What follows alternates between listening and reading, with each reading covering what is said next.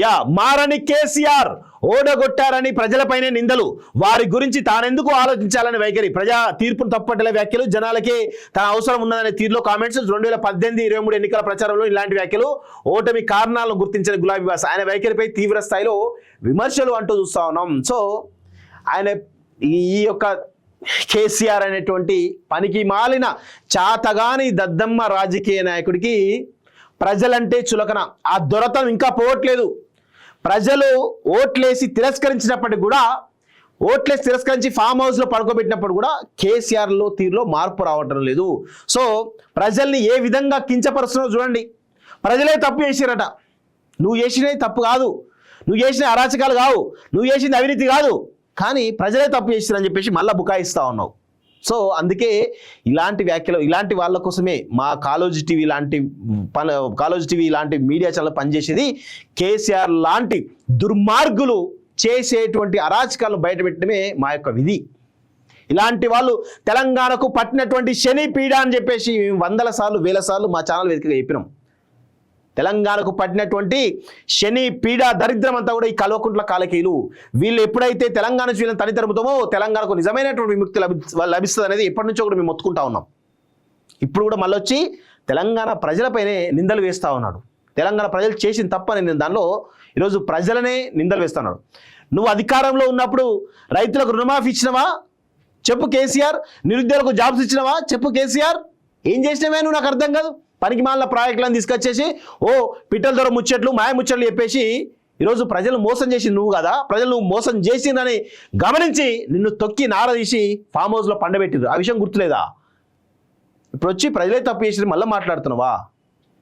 బిడ్డ గుర్తుపెట్టుకో, కేసీఆర్ ఇంకా నీ తీరు మారలేదంటే మాత్రం నిన్ను నీ కొడుకును ఖచ్చితంగా ప్రజలందరూ కూడా ఉరికిచ్చి కొడతారనే దాంట్లో గుర్తుపెట్టుకో. ఈ పనికిమాలిన ముచ్చట్లు ఆపు. నన్ను ఓడగొట్టి ఇంట్లో కూర్చోబెట్టారు, పిలిస్తే నేను ఎలా రావాలి? అబ్బా, మరి నీకు అదే అంటున్నాను, అసలు నీకు నిజంగా ఇజ్జతి మానం లజ్జ లాంటివి ఉంటే ప్రజలు పన్నులతో కడుతున్నటువంటి లక్షల రూపాయలు ఎందుకు దొబ్బి తింటా ఉన్నావు? సిగ్గనిపిస్తలేదా? ప్రజల రక్త మాంసాలను తాగుతూ ఈరోజు ఇంకా నువ్వు మాట్లాడుతుంటే సిగ్గనిపిస్తలేదా? ప్రజలు ఓడగొట్టినప్పుడు పదవికి రాజీనామా చేయి, ప్రజల డబ్బులు పన్నులతో కట్టిన డబ్బులను తిరిగి ఇచ్చేయి. అది చేత కాదు. ప్రజలు ఇచ్చేటువంటి పన్నులతో ఇచ్చేటువంటి డబ్బులను ఈరోజు రక్త మాంసాలు కరిగించి వాళ్ళు కట్టిన ట్యాక్స్ రూపాయలు వచ్చినటువంటి డబ్బులను దొబ్బి తింటా ఉన్నటువంటి నువ్వు మాట్లాడుతున్నావు. కేసీఆర్ సిగ్గుండాలి కదా.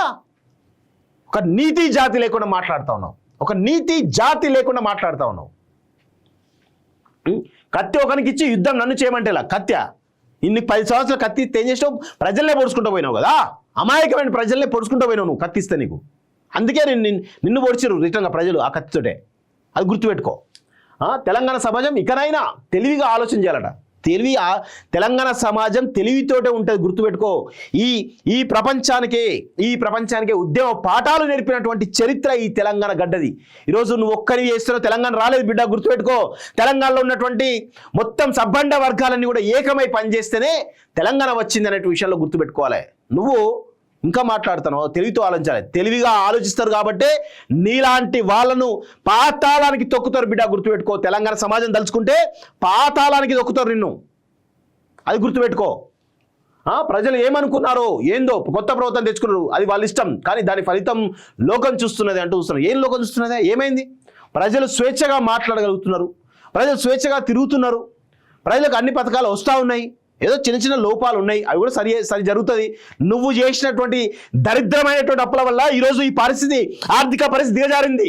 ఇంకా నువ్వు 5 ఏళ్ళు ఉంటే ఎప్పుడో సంకరాకిపోయి తెలంగాణ, అది గుర్తుపెట్టుకో. తెలంగాణ ప్రజలు ఇప్పటికైనా గమనించాలి. ఈ కేసీఆర్ లాంటి వాళ్ళు కనుక మళ్ళా అధికారులకు వస్తే రాష్ట్రాన్ని సర్వనాశనం చేసిపోతారు. రాష్ట్రాన్ని సర్వనాశనం చేసి లక్షల కోట్ల రూపాయలు దొబ్బి తిని బీహార్కు పోతారనే విషయంలో తెలంగాణ సమాజం గుర్తుపెట్టుకోవాలి. వీళ్ళు తెలంగాణకు పట్టినటువంటి దరిద్రం శని పీడ అని చెప్పేసి నేను బరాబర్ చెప్తా, ఇప్పుడు కాదు ప్రతిసారి కూడా చెప్తా. ఈ కల్వకుంట్ల కాలకేల వల్లనే ఈ తెలంగాణ ఇట్లా సర్వనాశనమైంది. ఎన్ని వేల కోట్ల అప్పులు చేస్తూ ఉన్నది తెలంగాణ, తీరుస్తూ ఉన్నది. ఆ వడ్డీలే ఈరోజు 1000 కోట్ల రూపాయలు అవుతారు. ఇప్పటికైనా మారండి. కేసీఆర్ ఇక మారకపోతే నిన్ను ప్రజలు పాతాలని చెప్తారు. నువ్వు అన్నావు కదా, వరంగల్ మీటింగ్ 2014-15లో మీడియాను పాతాలని కిలోమీటర్ లోతున పాత పెడతావు కదా, నీ అదే విషయం గుర్తుపెట్టుకో. తెలంగాణ ప్రజలు తెలుసుకుంటే కిలోమీటర్ లోపల నిన్ను నీ కుటుంబాన్ని పాత్ర పెడతారనే విషయంలో గుర్తుపెట్టుకో. ఇంకా మాట్లాడుతున్నావా ప్రజల గురించి? ప్రజలు కించపరిచే మాటలు మాట్లాడతావా? ఇంకా సిగ్గు అనిపిస్తలేదా? ప్రజలు తొక్కి నారదీసి పక్కన పెడితే ఇంకా సిగ్గు లేకుండా మళ్ళీ ప్రజలపై నిందలు వేస్తా ఉన్నావు. వారి గురించి తానెందుకు ఆలోచించాలి వైఖరి? ప్రజా తీర్పును తప్పుపట్టే వ్యాఖ్యలు, జనాలకి తన అవసరం ఉన్నదనే తీరులో కామెంట్స్ 2018 అంటూ చూస్తాను. బీఆర్ఎస్ అధినేత తీరులో మార్పు రావడం లేదని విమర్శలు వ్యక్తమవుతున్నాయి. కొంతకాలంగా ఆయన చేస్తున్నటువంటి కామెంట్స్ పై ఇటు బీఆర్ఎస్లోను అటు ప్రజలు రాజకీయ వర్గాలు విమర్శలకు తావిస్తున్నాయి. తమను ఓడగొట్టి ప్రజలు తప్పు చేశారని ప్రస్తుతం ఫలితం అనుభవిస్తున్నారని అంటూ ఉన్నారు. ప్రజాస్వామ్యంలో ప్రజల తీర్పు అంతిమం. వారిచ్చే తీర్పుకు అనుగుణంగా సమీక్షించుకొని తప్పులు సరిదిద్దుకొని ముందుకు సాగాలి. వారి తీర్పును గౌరవించాలి. కానీ అసెంబ్లీ ఎన్నికల ఫలితాల తర్వాత ఆ పార్టీ అధినేత కేసీఆర్ చేసిన కామెంట్స్ ప్రజలను, రాజకీయ వర్గాలు, విశ్లేషకులను విస్మయానికి గురి చేశాయి. ఒకవేళ గెలిస్తే అది తమ వల్ల సాధ్యమైందని, ఓడితే మాత్రం అది తప్పు ప్రజలదనే తీరులో ఆయన వ్యవహరిస్తున్నారనే ప్రచారం జరుగుతున్నది. తమను గెలిపిస్తేనే ప్రజలు సరైన వారిని ఎన్నుకున్నారని, ఓడిపోతే అది ప్రజలు తప్పు చేశారని కామెంట్స్ పలు సమావేశంలో కేసీఆర్ చేస్తూనే వస్తున్నారు. ప్రజల తరపున నేనెందుకు మాట్లాడాలంటూ ఒక నిర్లక్ష్య ధోరణి. ప్రజల తరపున నువ్వు మాట్లాడను అంటే ప్రజలు నీకు భిక్ష వేస్తా ఉన్నారు కదా, 55 లక్షల రూపాయలు భిక్ష వేసారు. ఎందుకు తింటా ఉన్నావు? వాళ్ళ రక్త మాంసాలు ఎందుకు తింటా ఉన్నావు? కేసీఆర్ తిరిగి ఇచ్చారు. నీకు అంత నీతి జాతి ఉంటే వాళ్ళ డబ్బులు వాళ్ళకి తిరిగి ఇచ్చేసేయి. అది లేదు నీకు. దొబ్బి తినాలి. ప్రజలు ఇచ్చినటువంటి రక్త మాంసాలతో ఇచ్చినటువంటి డబ్బులకు దొబ్బి తినాలి. ఆడ ఫామ్ హౌస్లో ఎంజాయ్ చేయాలి, తాగి పండాలి. అదే కదా నీకు తెలిసినటువంటి నీతి జాతి.